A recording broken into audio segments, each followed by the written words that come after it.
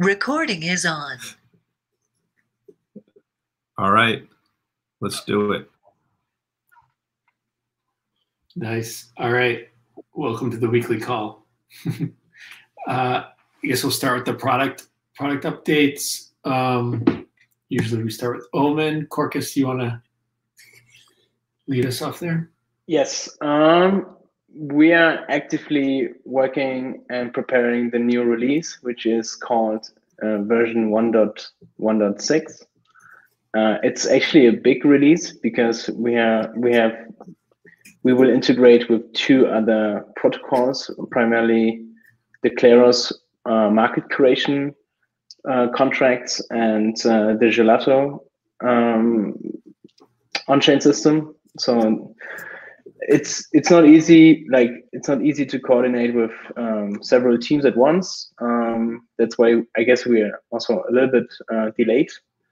But it seems like hopefully today we will merge the Kleros integration, and the Gelato one is like actively in the process of getting integrated into Omen. So my hope is that next week we will see a bigger release. We also have a PR open, which introduces a completely new market overview widget, which tries to improve the user experience dramatically by actually telling the user the life cycle of the market. So where the market is it open? Is it closed? Is it finalized? Is it on arbitration? And this is like actively in PR right now. It will need a few iterations to get it perfect, but I'm really happy to see that PR happening right now and soon to be merged for the next release. So yeah, I'm looking forward for next week. Awesome. Anything else on Omen or any questions? We also have Authereum getting integrated. So the team from Authereum actually took the time to make a pull request to integrate Authereum because we have like this gas refund program in testing right now, because when I tried to do a trade, it didn't work. So we are kind of investigating what's going on there. And once that is kind of nailed down and we know why there are issues and how we can fix them, then we are like getting out to the public and actually announce that the DXdao is paying for gas. Yeah, we've shared that like internally in DXdao and in the Omen Telegram group, but once it's fully finalized, we can like Gnosis and DXdao and everyone is ready to like tweet about it too. So hopefully it's working fully soon. And I mean, it's working for some people. It's working most of the time. It's just not working all the time for some reason. So that's good. Yeah, I think that could be really cool, especially because I think a lot of the other, like when you think about gas costs and gas reimbursement, it's nice for this one because you don't need the ETH up front, because it like is actually, I think, correct me if I'm wrong, but it's actually like it basically appears to the user as free rather than getting like a reimbursement at the end of the month. So I think that, I know it's just going to launch. There's a lot of things to iron out, but I think it's a really cool thing to kind of give a little bit more wind at the back of Omen.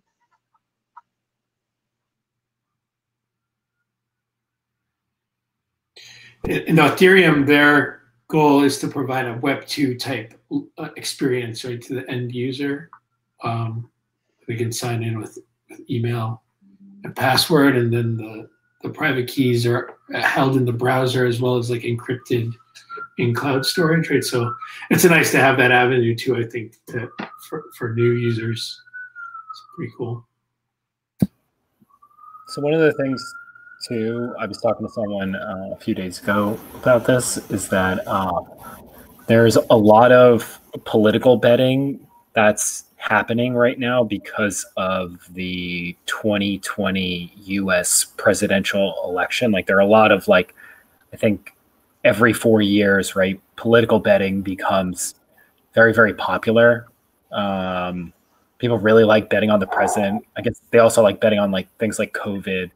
But I think it's important as we sit here in like September to kind of start thinking through like, well, what happens when all of that interest in political betting kind of like goes away, and, you know, try to think about like other types of markets that we could try to seed and kind of, you know, bootstrap and so on and so forth.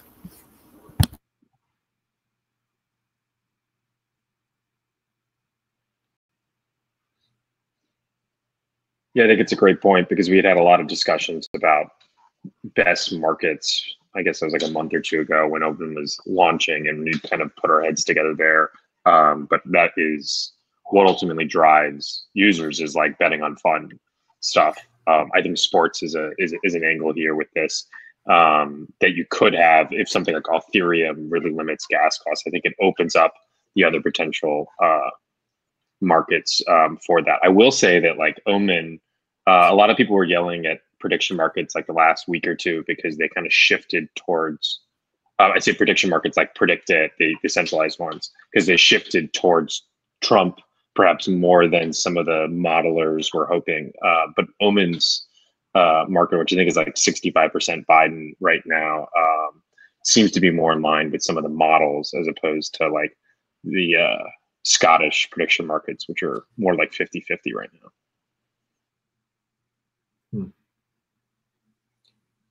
Another thing that plays into that, which is, I guess, kind of a bigger thing on the roadmap, would be integrating other Oracle providers.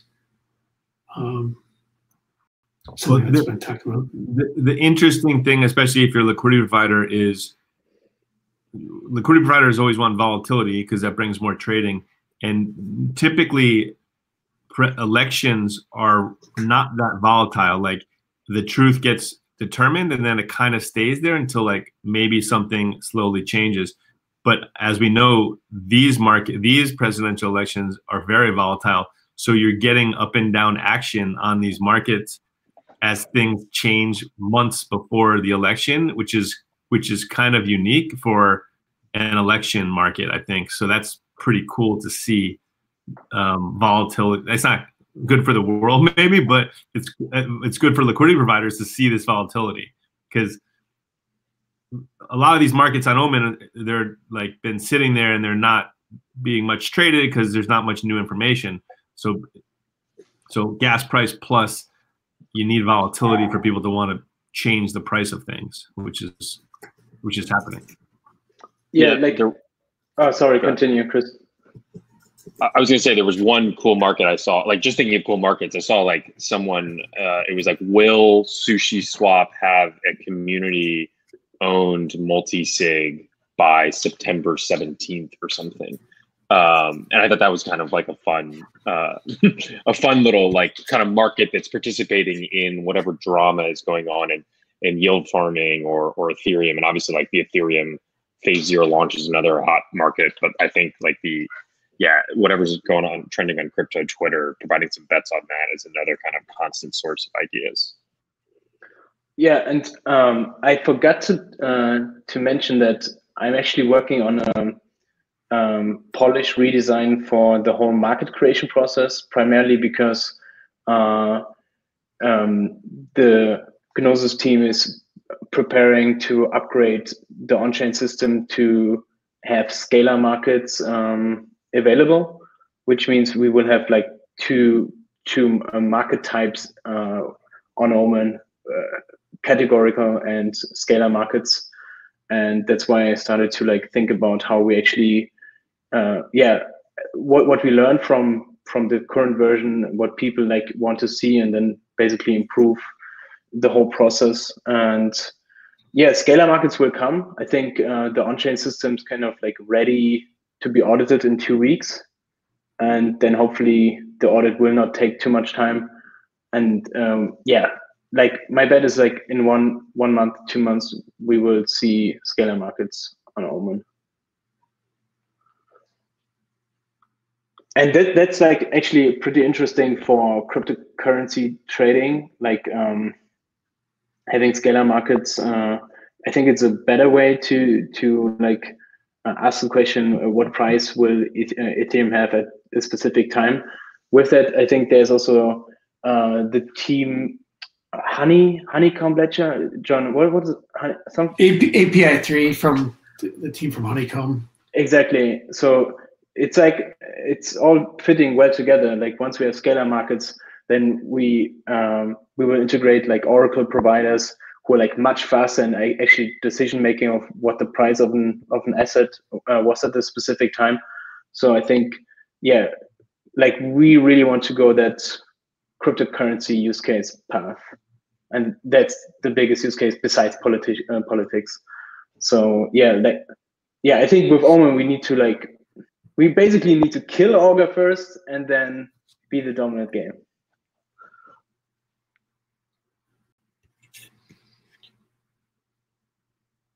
I don't know. Is Augur still a threat, really? I'm not even like trying to like. Yeah. I just think that Omen is a leader, and I don't think it's that much of a debate. And I think it's a matter of spreading it for more users, making it more user friendly and gas efficient. Yeah, I'm also like thinking about some ideas about like making this whole interesting prediction market, because it's at the end of the day, it's like true skin in the game. And I think like having kind of like a proof of skin in the game for like crypto Twitter, where people like actually can send a link and it is basically a proof that they actually have the position. For example, like ETH 2.0 will be released this year. Like I think we can do much more social, and we need to think about how we actually do that, like truly decentralized on chain. So that is something I will explore in the next months. Yeah, I think Oren created the Jimmy Song, Joe Lubin bet on Omen, which is kind of a cool thing. And if that obviously originally happened on Omen, and like kind of how that is a thing on Twitter. Ingemar, I agree with you on principle, or I guess on Augur. I'm just amazed at how strong and persistent that brand is. If you say prediction markets, like really, it's like everyone in the space now is still thinking of Augur. So maybe it's just kind of overcoming that brand awareness. Sure, it's been about. I mean, they've been around for 5 years, yeah. So that's why some of it sticks. Yeah. They've got like 150,000 Twitter followers too, or something. Can we liquidity mine their Twitter followers? So yeah, I guess if that's it for Omen, I can do a quick recap on Mesa. There's a new version that's kind of in beta testing right now that highlights the minimum kind of trade that needs to be made. But it's kind of getting debated a bit and kind of going back and forth. You know, this has to do with the fact that solvers are basically making money off of the trading fees, but are also have to pay some gas costs to execute the batch. And so there's a certain amount that needs to be traded in order for it to be like economically kind of feasible for the solvers. And Ken, feel free to correct me here if I'm wrong. But so this new version is kind of to help highlight for the trader what that minimum amount will be to like expect the trade to actually go through in the next batch. And I think that's assuming that if there weren't other trades. If other trades come in, then they kind of accumulate and help incentivize the solver together. So that might be in the next version. And the bigger things that are going on is a refocusing of the UI on more of just a pure kind of classical trading UI. So right now, I kind of almost think of it as like a Frankenstein between Uniswap and like a classical order book exchange, like where it's got the swap interface there, but then you have to click on a link to pop up a modal for the order book. And so I think pretty soon we'll have a Mesa that kind of just displays the order book right up front. And it might even change how the pairs are selected. I'm not so sure about that. There's also some work being done designing like a user walkthrough for first-time users, since there are things that are a little bit different from other exchanges. Yeah, and finally, I think there is Gnosis is doing XDAI deployments of the smart contracts, so something for us to consider whether Mesa should also be on XDAI or not. How that might interact with other XDAI things. Yeah, Jen, I have a question. Like, StarCurve, I think, made a sale on Gnosis Protocol. Jen, do you know anything out of it? Like, did they make money? Was there a lot of trades? Yeah, I'm not sure how much. I still need to like follow it, but yeah, they did. I think when the first batch or first few batches cleared few $100,000, which is nice. But I don't really know what happened later. Maybe even more. Yeah, in terms of the minimal trade size that will be kind of viable for the solvers.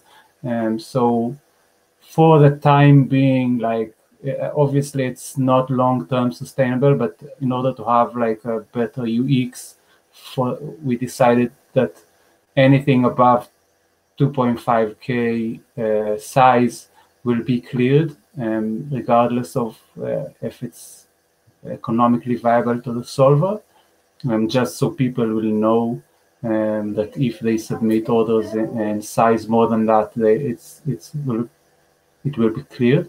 Yeah, but still trying to figure out how to solve obviously the issues with high fees.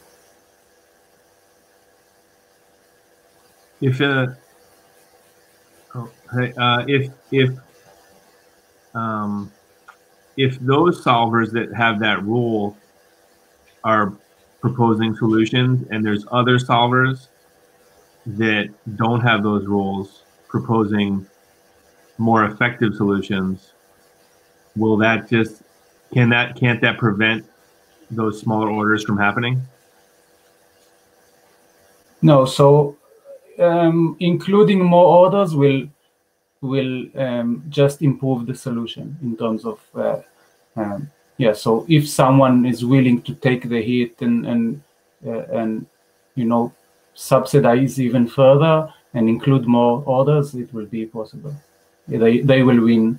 They will obviously pay more. They will lose, but they will win the they will win the race to submit the solution. Okay.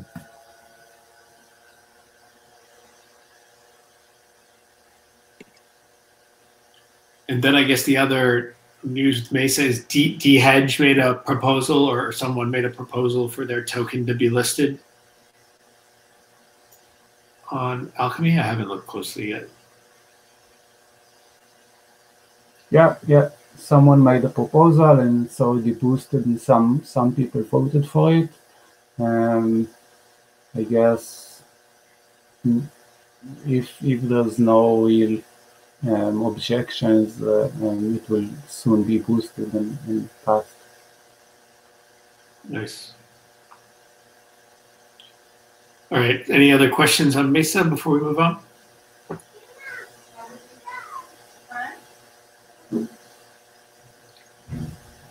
And so I think if we move to DXSwap, Augusto is on the road, I think at the moment.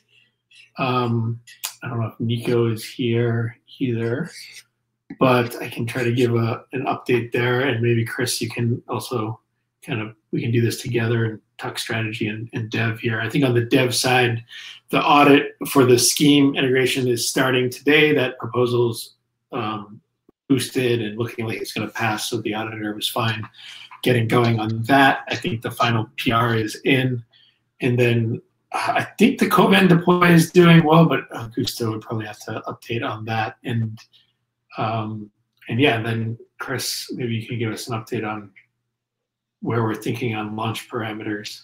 Yeah, so from the meeting last Thursday, we had kind of another call on last Friday, laying out kind of the initial discussion on the parameters that the community needs to decide to move forward.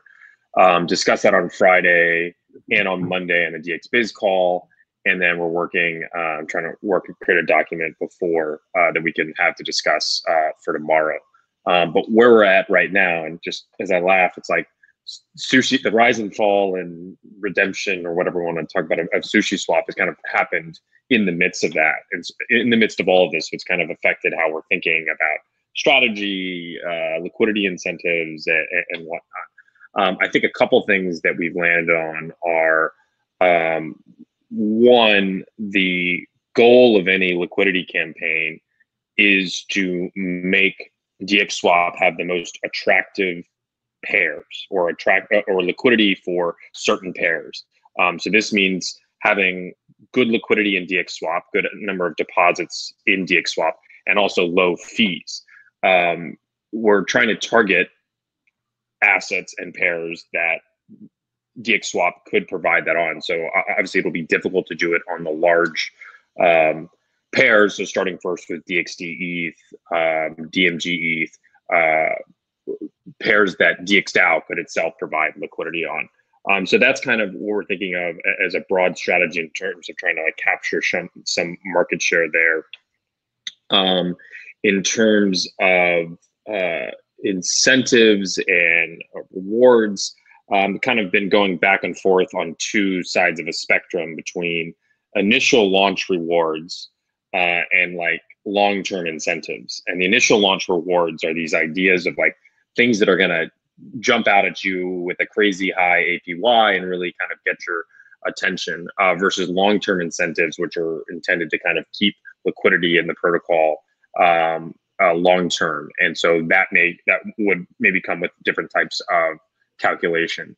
And I think consensus is starting to form that it's going to be difficult to compete in the crazy high APY game, just because DXSwap is much different than all of these other yield farming projects that are coming out or new projects that are launching, because while they're launching a product, they're also launching a token and doing their entire token distribution. Whereas, DXSwap with DXD being used as incentives, there's already kind of a market and obviously the bonding curve for DXD. So that dynamic kind of changes a bit.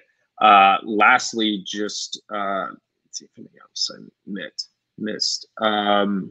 Lastly, I think it's important to think about partners and other projects that we can kind of bring into this. When I hear D-Hedge is interested in Mason doing their sale there, the question is like, well, how can we entice some type of liquidity pool on DXSwap?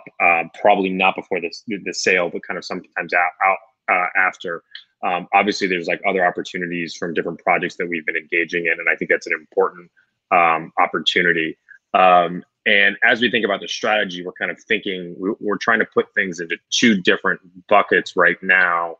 Since deployment and launch is important, we want to have what we're calling launch parameters. And so these are things that we literally need to deploy technically, and then iteration roadmap. And so this would be things that we would be adding in. So governance of the liquidity pools, and that way. So hopefully by tomorrow we'll have a clear, we'll have another discussion on like those items that fit in the launch parameters versus iteration roadmap. And I think figuring out what rewards and what DXdao liquidity will launch with are kind of the last part of that. But hopefully I think we're getting close to consensus on that. Maybe it's too late in the discussion because obviously, but thinking about the rewards, maybe we can figure out a scheme of, having a guild for DXSwap and then having their own token for DXSwap, which will have a bonding curve with DXD. So if this token really gains long-term value, it will absorb like kind of DXD value. But yeah, I guess it will it will take like a huge effort just to figure it out and build this. So I don't know if it's feasible or something that. Yeah. Yeah. Well, go ahead, Corcus, to see. That's actually pretty interesting, right? Like having a new bonding curve, which takes DXD for DXFOP token.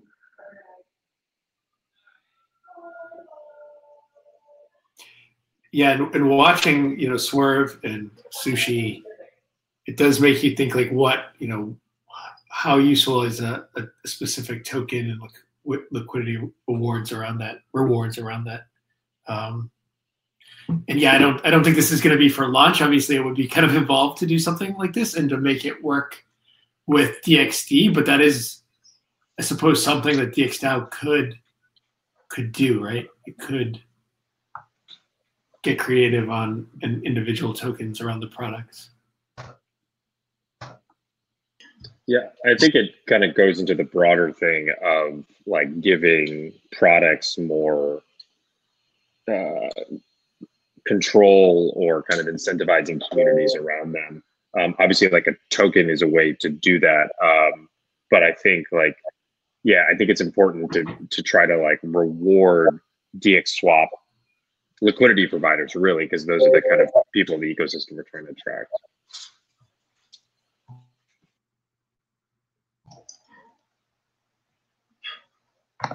There was an interesting tweet from Andrew Kang about like liquidity mining warfare that I thought was really interesting. And it basically like said, think of liquidity mining rewards as like ammunition, and you don't have an infinite supply of it. And like saving it for like when everyone uses theirs and all their shit is dumped and worth nothing, like those are good times to like recapture the market, but not do in such a way that it exhausts your own supply,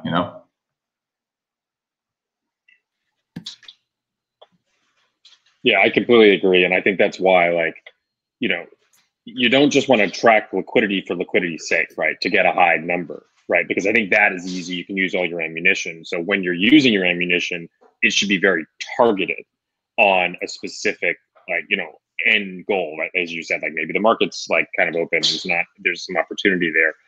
But I think with the DXD rewards that we're considering, that's why it's not like save, the ammunition, but use it targeted on specific pairs that we can actually like carve a moat around now. And then maybe DXSwap grows and we still have some ammunition and we can just like one by one start picking off different types of using liquidity mining to like go after different markets one by one. And also just remember the dynamic is so, and I just don't know how we should think about it. The dynamic is so much different in that like DXdao already has DXD and there's bonding curve and like how that factors into all that. It's just a different structure than the other ones. But yeah.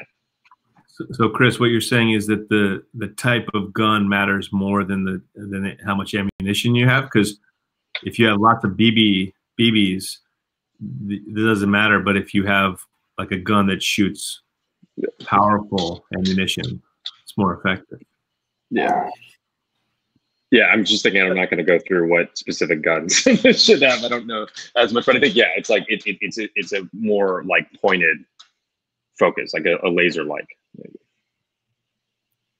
I really like that analogy or thought as well, and I think the other component of that, besides the ammo, was governance, which I've been thinking a lot about in terms of AMMs. And I think that's somewhere where DXdao could really excel, right? It's like that, like the end of that thread speaks about, oh no, sorry, I'm thinking about a different thread on AMMs. I think it was written by the Amber group, their market makers, and they speak about how governance on AMMs could become very, very important, because as it kind of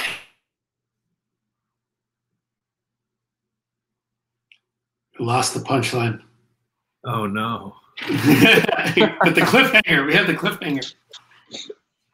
it's like, yeah, you want different. Check it out. You like, start over. Remember AM thread or Lost. find it. Wait, Matt, can you start over right when you got to the exciting part? Because you cut out.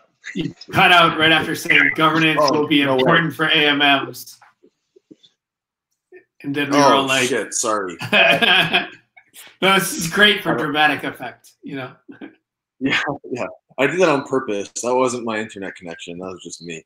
No, but yeah, I think governance is going to be very important for AMMs because they could be different things at different times. They could be different curves. There could be different points on the curves. They could even switch whether they're implement an oracle into the curve or not. Basically, there's a huge design space, and it need not be one type of thing. It could be that the governors of the AMM switch the curves. There's so much to do. You could reward certain liquidity providers on more volatile pairs, the ones that really suffer impermanent loss. Like, it doesn't need to be like a blanket curve or a blanket reward scheme. It could be these pairs, like which we're kind of seeing now in other things like different reward magnitudes on balancer and stuff like that. But I basically think DXdao could separate itself from the pack there, assuming we govern things better than new projects or things that don't have our governance structure in place. It could be a real differentiator that like DX swap becomes many things to many different people, different times, different market conditions, different pairs. It could be like really, I really like the thread. I'll share it, but I guess, and I do like the ammo thing as well. I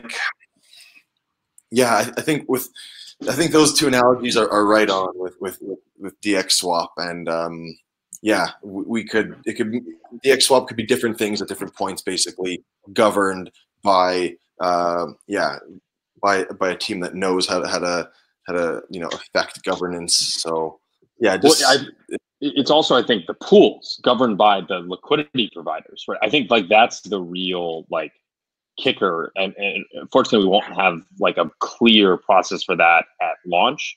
But like if you see conversations, the Andrew thread, or I guess the Amber, and I've also seen some other threads, it's basically people are realizing like not all pairs are created equal. And so we talk about AMM, right, Uniswap as a whole. It's like each of those pools should have different parameters, right? Like it's right. This is where you get the specialized AMMs like coming in with like curve, and then obviously there's different ones there. But I think we should stop thinking of these AMMs as like the Uniswap monolith and like the balancer monolith and all these others, and more of like they're just these pools of different pairs that are like out there, and they should be like adjusted by what's most appropriate for that specific pair, like what's volatile and that. So I think that's like a long-term way we really need to think about that, and not just, and this gets into like if it's just 50-50 or it's just a kind of pairs. But yeah. So I love the governance of the pools and rewarding kind of liquidity providers. And I know like Balancer, like obviously they can set the fees, but like they're stuck. And so a lot of it takes kind of offline coordination to be able to like reset a big Balancer pool. Yeah, and it's also right. like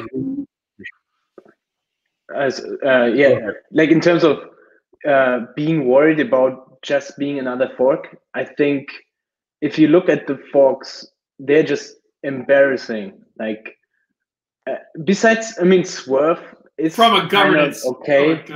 No, from all kind of things. Like Sushi Swap is just a fucking embarrassment for the whole cryptocurrency space. Like right now, it's a dead thing.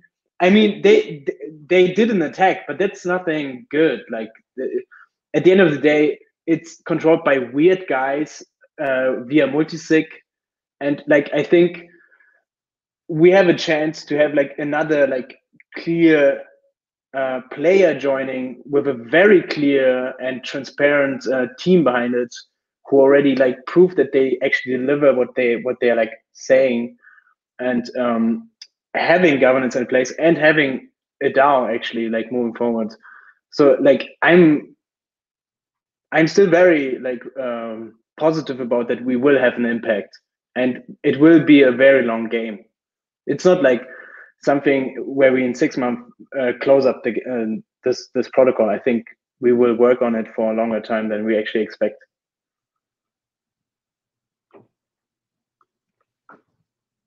And to be honest, like all those guys, they don't have a treasury with people who know the tech and who know how to like continue building on top of it. So yeah.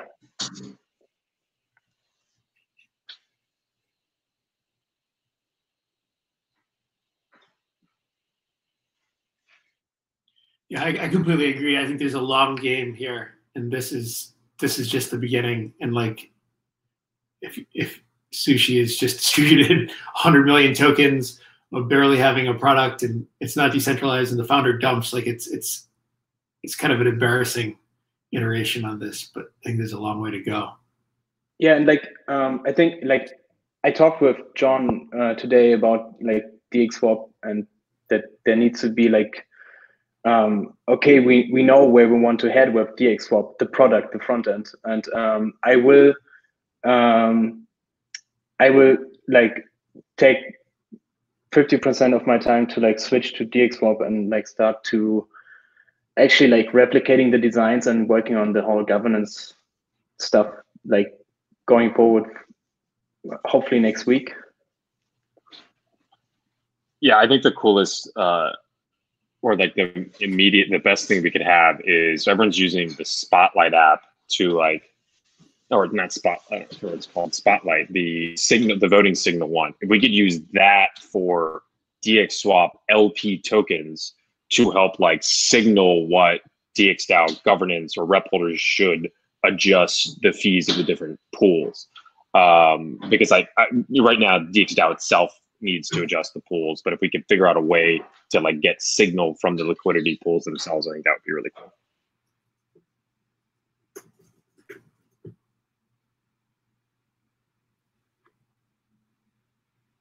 Yeah, absolutely. I think governance is the edge in that DXdao is focused on, and you know we can compete on the other things as well, but I think governance we can really lead. One question I have, and I jumped on late. I'm sorry if I missed it, but I know you're saying like we're coming of age or coming out in the midst of all these forks and which are really nowhere near level of thoughtfulness of DXswap. How will it be obvious, or like how do we make it more obvious that like, hey, we're not like just another one that came up with this yesterday because we saw 15 others, but like, maybe our name is good enough that like, oh no, we're the DXdao and like we've been working on this for a while. But like, to the naive person that just sees it and it's like literally doesn't even click to see what it is. I mean, I'm not so worried about those people. I agree with Geronimo. It's a long game. But how could we do like maybe these like shorthand ways to let people know this is not just another stupid swap thing? Like, has any thought gone into that? Well, I think I was like there's a post in May on DAO Talk from John about this, and then like you can look at the GitHub, and it's like literally like before even Compound and all the kind of liquidity mining things, something we've been thinking about. And then it's also really cool, like we've been talking about this out in the open. Like if you look at kind of any of the calls, obviously like here, and like notes from different things. So it is kind of interesting that if you do any digging, right? You imagine when SushiSwap launched, and it's like, oh, what is kind of SushiSwap? Who's the team behind it? And so just when someone does that initial digging, they should kind of find it. And I think we've been planting some seeds with different people that are without being as flashy. But I think it is incumbent upon us to separate the identity, because we're just going to be lumped into that with here's another like farming opportunity. And so that's why I think it's going to be tough to even try to compete in that game, because we want to like distinguish ourselves really from that and say we're not trying to play that game. And it's actually a very good question, because we have like shitty competitors. I mean, SushiSwap actually did a proper attack, but this is not what it is about, right? It's about respecting the work people did before and like including something very unique, which is the collective itself, to connect to the system. And like, I think the only way we're actually proving the whole world that it is a little bit, it is useful, it is different, and it's actually good, like DXswap, by actually improving it all the time. It's similar to like Loopring. You guys are pushing hard and you're improving and you're fixing stuff. And that's why like people actually use your protocol. And I think this is like a long-term proving that we actually are worth it. And if we don't do it, we are not worth it.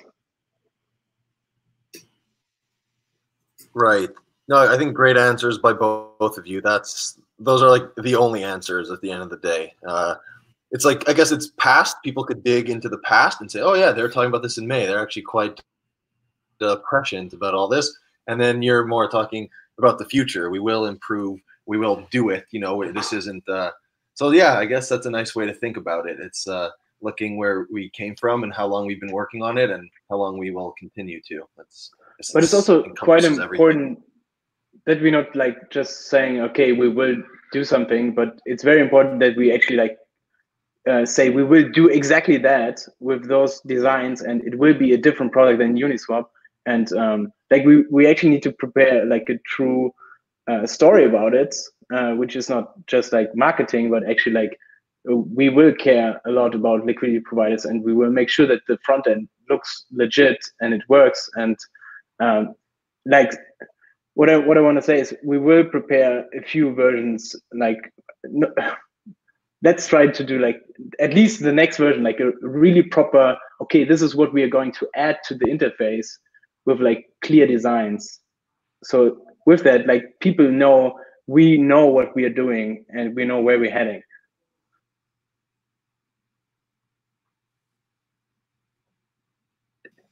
Agreed, for sure.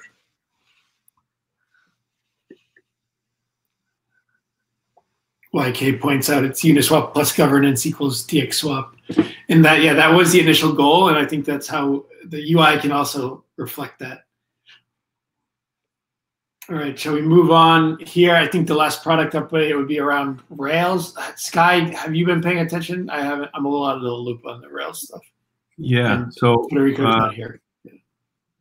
Rails is close. I with Federico, I played around with it yesterday. We improved it, a bunch of things like the user experience. Like it took 5 clicks to get into it every time you reloaded the page, and now it takes 2 clicks, which is like in my mind night and day. So, and then he made a few other changes, and it's looking pretty good.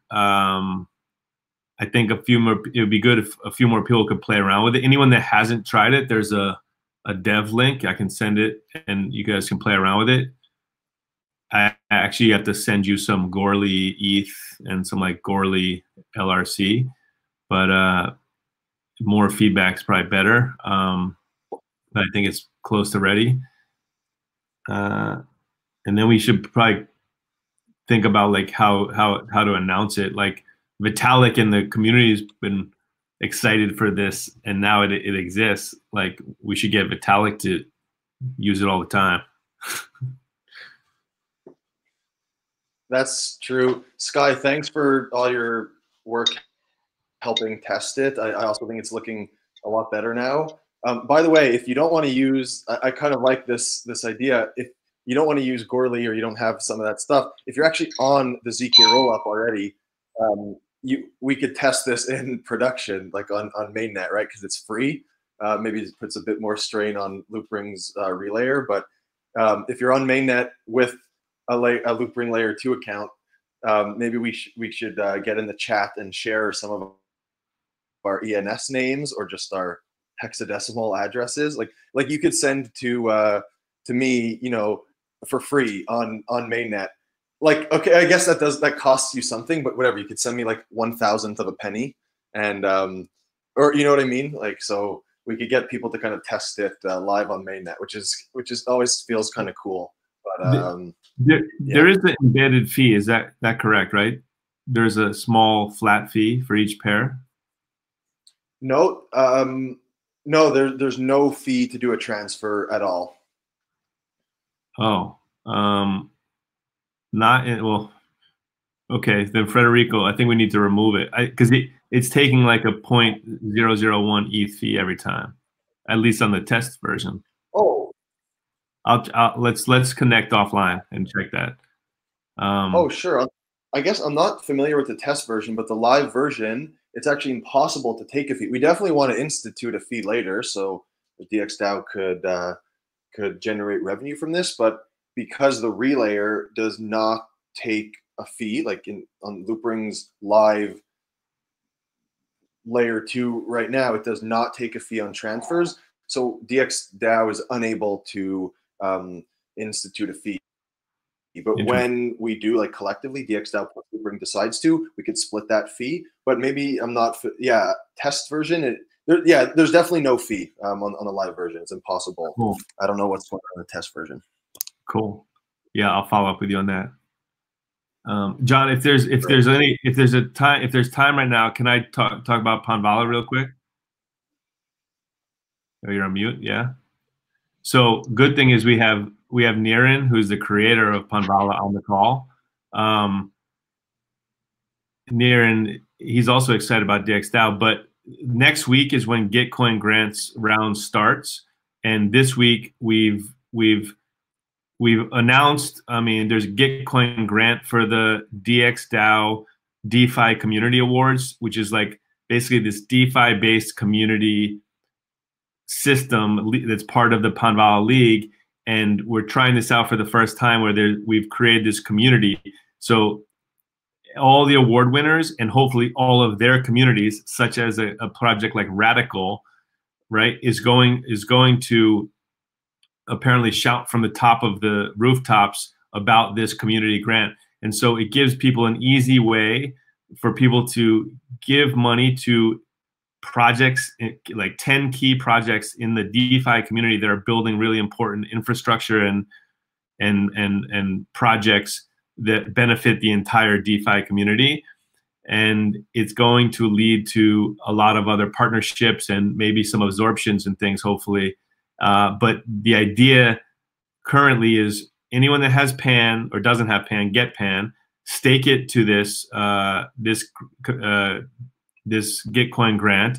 And then during the Gitcoin grant, we're going to try to get as many people to give as much PAN as possible to this grant. And that's the money is going to be divided between all 10 award winners. The other cool thing that ties in with something like Corcus has mentioned for Omen markets and things too is there's now a framework for like non-fungible trophies, basically. So these are NFTs that are going to all the award winners, and we can use this for other scenarios as well. Hopefully the award winners are psyched about it and they decide to put that NFT award trophy on their website or share it with their community. And like hopefully this whole thing snowballs. And this will be another good experiment that like a new format for Panvala and for Gitcoin grants and for gathering support behind individual communities. DXdao is kind of the leading voice right now for that community, but the idea is that like next quarter, like the entire DeFi community helps decide the winners of these DeFi community awards. And so I don't know, Niren, if you want to add anything to that. It's good to have you here. Hey everybody, thanks for that interest, Guy. If anybody has any questions, feel free to reach out to me directly on Twitter or on Telegram. I'm Niren again. Really quick, the general idea is that if there's some inflation coming from a token supply to allocate, rather than voting on how to allocate everything, we delegate it to our communities. DXdao right now has about 4% of the staked tokens, so that gives you 4% of the inflation. You can even earn more than that, but the rules of the league are set up to encourage people to own the same fraction of the staked tokens as the fraction of the inflation that they get. So when you exceed that 4%, it'll be a little bit harder to earn more matching, just to encourage people to stake more so they own the same percentage. That's generally the idea out there. So right now there's about $6,000 of inflation that DXdao kind of has to play with. If you want more than that, you stake more. If you're fine with that, you're fine. And we want communities to work together on the things that they do together, public goods, things that they share within their community. Those aren't things that have to be done separately. Those are things that get stronger when we do them together. So looking forward to seeing the role that DXdao is going to play and making the Panvala League thrive. Thanks. Thanks, Darren. Thanks, Sky. Yeah, I think it's a great effort, and it's cool to see DXdao kind of being involved in giving to open source projects and stuff. And I think this is going to really help the future of DXdao and just open source in general. And DXdao is actually staking PAN tokens that it holds, thanks to Level K, that it owns in this community governance league process. So it's actually one of the first scenarios of DXdao actually operating in as part of like deciding governance in another protocol. So that's pretty cool. It's not smart contract staking, but it's staking these social contract tokens via social contract.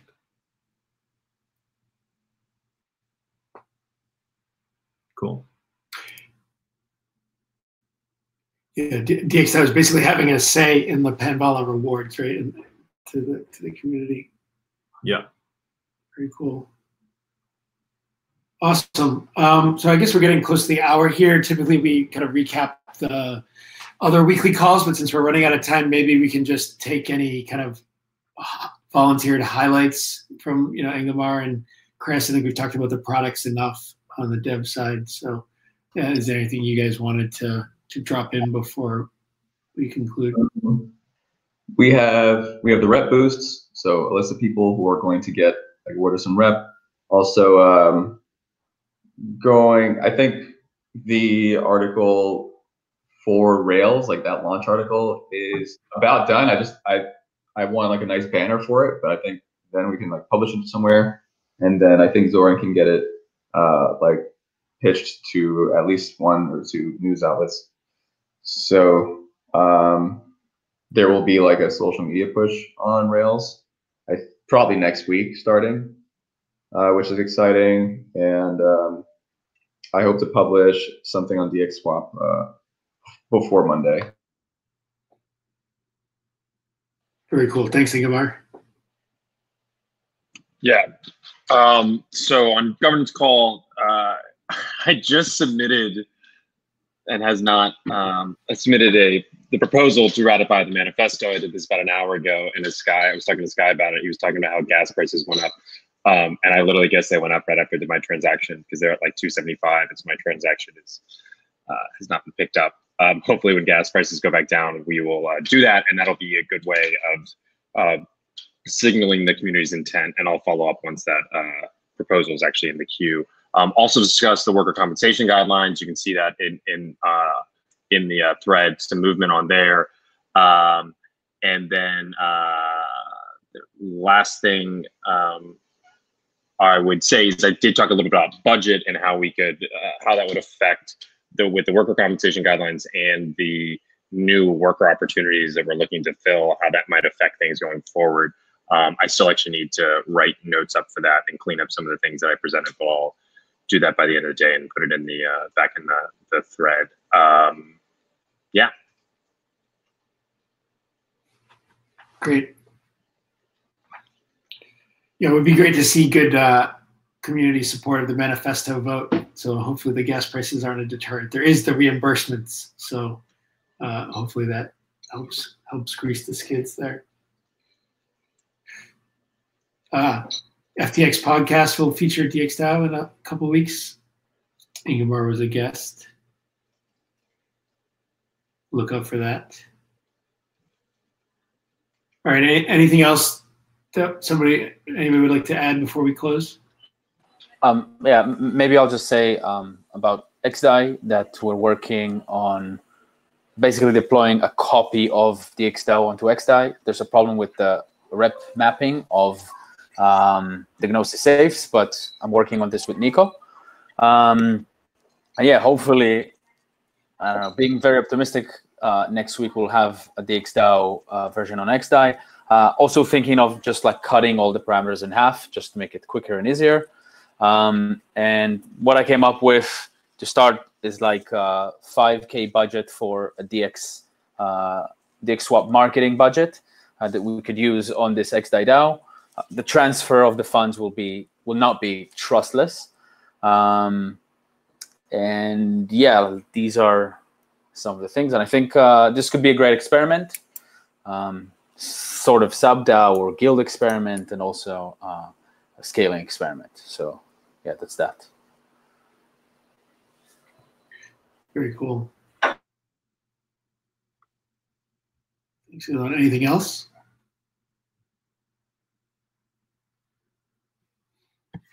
All right, if not, we're right. Oh, yes, 10,000 OWL have been delivered to the Treasury, which is our first revenue, DXDAO's first revenue. And yeah, so then there's the trick of getting it, the technical